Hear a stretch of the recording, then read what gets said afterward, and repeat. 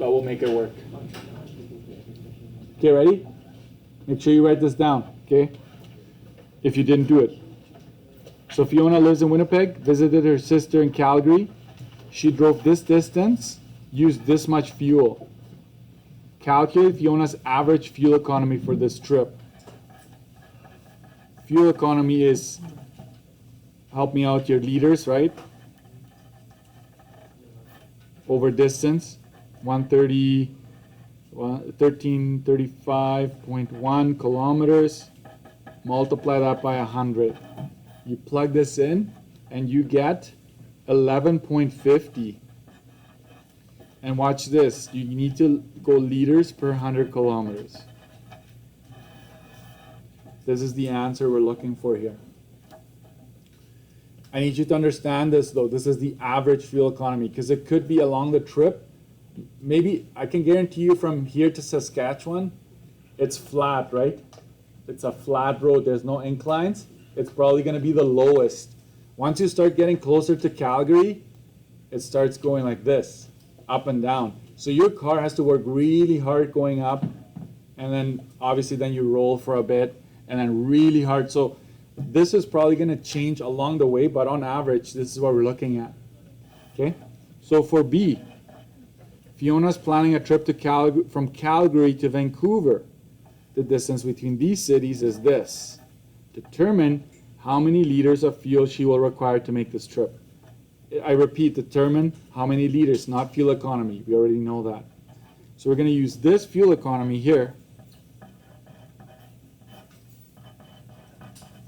If this is true, we can figure out X number of liters required to travel 972.6 kilometers. Okay, that's how you set it up. Then you do a cross multiply and divide scenario. So you cross multiply and divide, show your work, divide it by 100, and that amounts to 111.85 liters.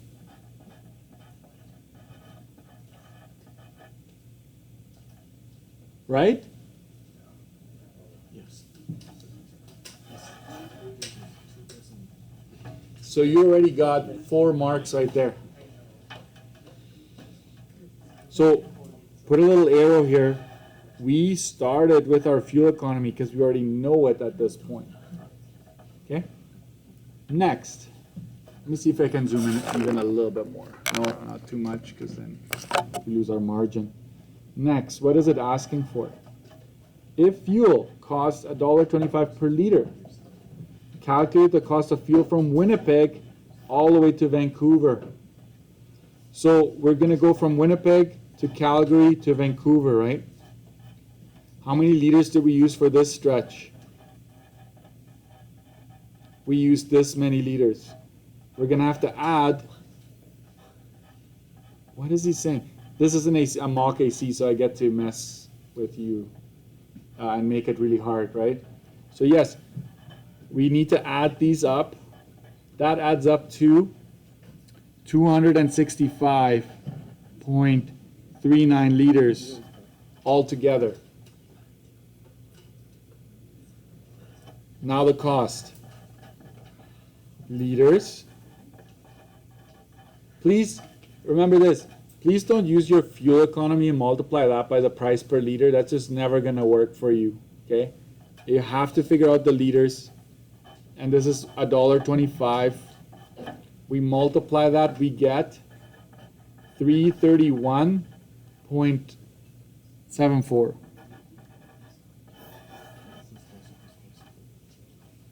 That's one way.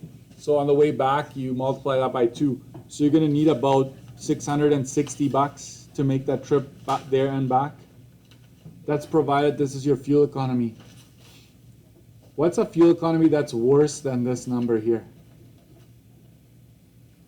Give me an example of a fuel economy that'd be worse than this. Let me say this. You would want to, if it uses more liters than this, that car has a worse fuel economy, correct? So 11.51 is an example, 11.52. 13, 14, anything bigger than this number is a worse fuel economy because it's using more liters to travel 100 kilometers. And therefore, less than that is better. Okay, this one, question 2. Dildeep has this policy, right? Explain one change you can make to reduce the insurance premium. Pay attention. Insurance premium, you want to bring that down. This is one you could make. Increase, write this down, increase the deductible. Increase the deductible. Example, $300 deductible.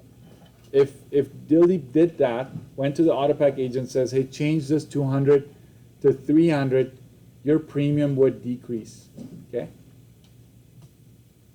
And think about it this way. If this is higher, you're less likely to make a claim. The higher the deductible, right, because that's on you, so the higher this number, the less likely you are to make a claim. Increase, next. Decrease the third party, are you writing this down? Party liability. Decrease that, bring it down. Example, 2 million. Okay, if you say 2 million instead of 3 million or 5 million, then it's going to decrease your premium. And what did I say here? Opt out. Opt out of the loss of use option. Okay? No rental.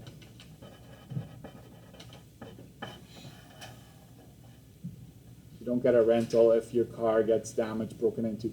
I had that option once. Actually, no, never mind. If your car gets vandalized or stolen, you still get a rental unless they changed it. Even if you don't have this option. So sometimes there is like a clause, and they should tell you that if you have a $200 deductible and you collide with a deer on the highway, you don't pay a deductible. Like, you just don't. Okay? So there's certain times where you get exempted from paying the deductible. Question 3, Nico got into an accident and tells his friend Daniel about it. Daniel says, oh no, you'll have to pay the deductible in order to fix it. Is this statement accurate? Do you think you always have to pay the deductible? No. No, you don't? When would you not have to pay the deductible? You hit a deer. Okay. Okay, you're actually right, but it would have to be, you would have to have a $200 deductible. It's only when you're at fault, okay? It's only when you're at fault. This statement is not accurate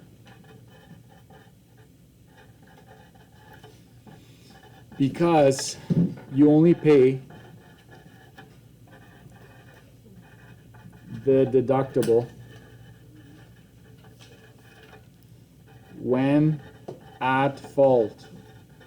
If Autopack considers you at fault. You know what bugs me?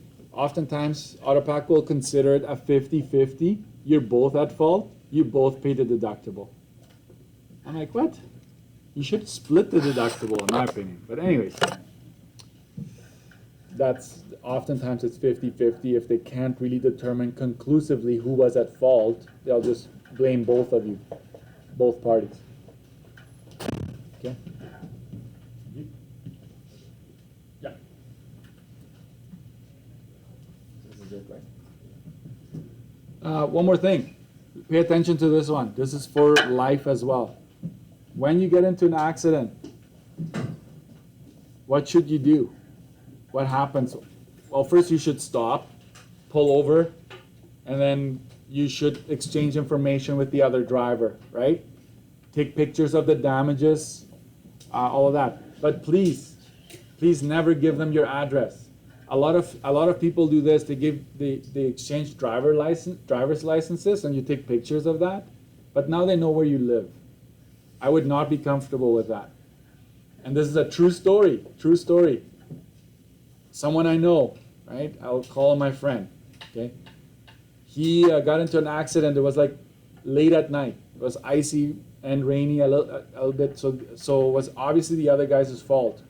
The guy at the moment says, yeah, it's my fault. I'm so sorry. It's all good. Let's take pictures of driver's licenses, and they each went their own way. Well, you have to call it in, actually report it, right? This guy had reported it in such a way that it was the other guy's, like my friend's fault, even though there had been a witness and everything saying, no, it's that guy's fault, not my friend. So this guy calls up my friend and says, hey, I know where you live, so you better change your story. Like in a threatening way. And he didn't know how, like, is this guy for real? Is he gonna come beat me up? Like, I don't know, right? So don't exchange your address, okay? You don't need to know that. AutoPack has that information.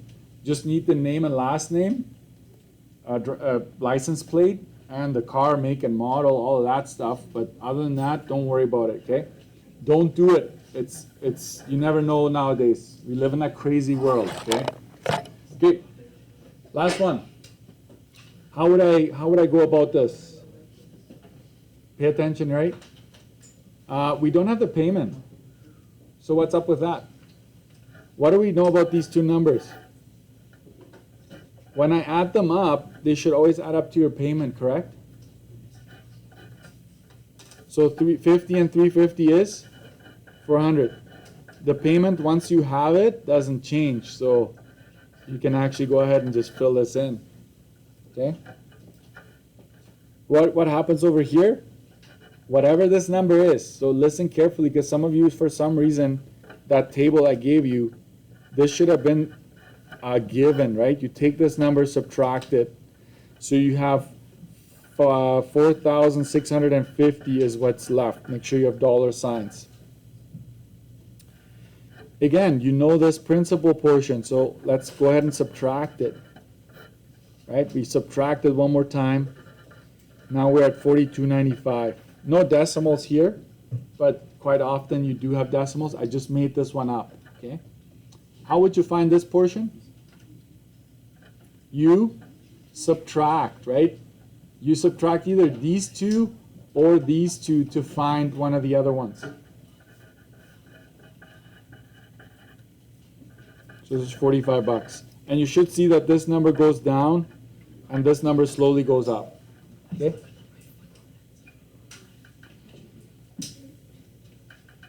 You might have done it a slightly different way, Raymore. There are different ways of doing it, so I don't know exactly how you would do it, but I'll look at it later. Anyways, mock AC, I hope this helped. And I talked about insurance. That's it for this AC. You can put it away.